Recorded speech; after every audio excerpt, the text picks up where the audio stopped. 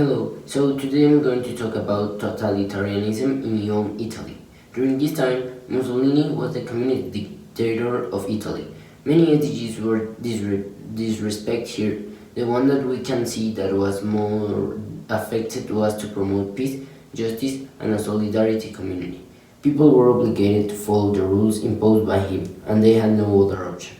Nowadays, the United Nations is working on helping with this problem, researching for the problems like disappeared people and the million of deaths.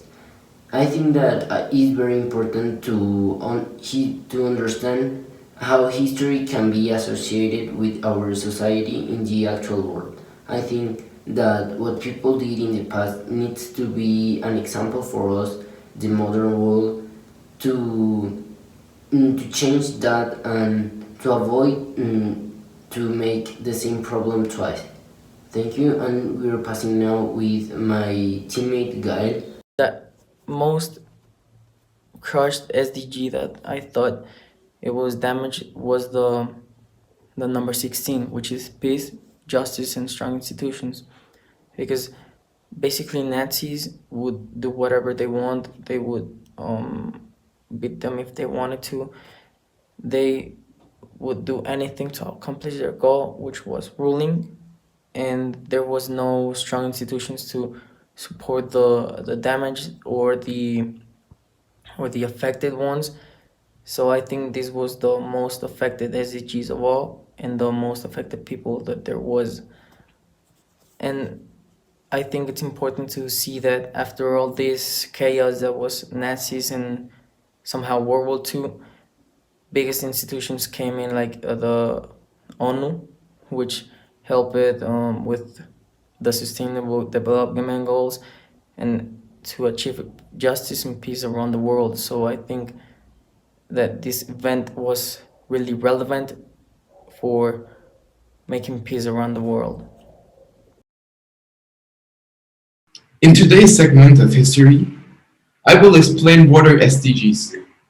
I think that understanding world history is an essential aspect of life because it lets us know what the human race has done and what is good or bad about this, but it lets us learn from our mistakes. I think that SDGs play a massive role in the world because it's what lets us, what defines us as humans.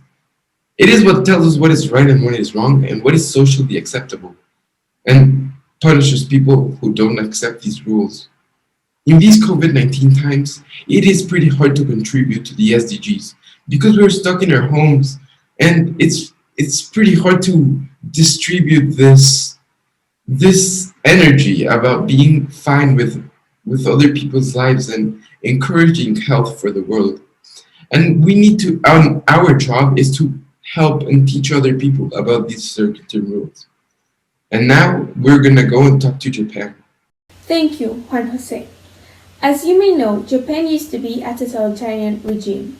This whole event can relate to the 10th Sustainable Development Goal, reduce inequalities. Japan became a totalitarian regime because they were in need.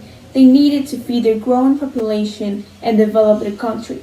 However, they could not rely on other more developed nations, as there was a lot of prejudice and discrimination against other races, which dificulted imports and exports and growth. As Japan didn't have the support, they were forced to become a totalitarian regime and colonize other Asian countries. This whole mess could have been prevented if only there wasn't such inequalities. This is why we must work towards the 10th Sustainable Development Goal. This goal has many targets, including to ensure a voice and representation for developing countries in international affairs, to give equal opportunity, and to reduce inequalities. However, these problems are still present nowadays. For example, there have been many hate crimes against Asian communities in the US, which has brought up a new hashtag, which is Stop Asian Hate. If you want, you can check out this hashtag to educate yourself and see how you can help. We must always keep an open mind and listen to the minorities so that they can tell us how this problem affects them and what we can do to help, so that we can help find a solution and become respectful allies. Thank you for tuning in and listening to today's news.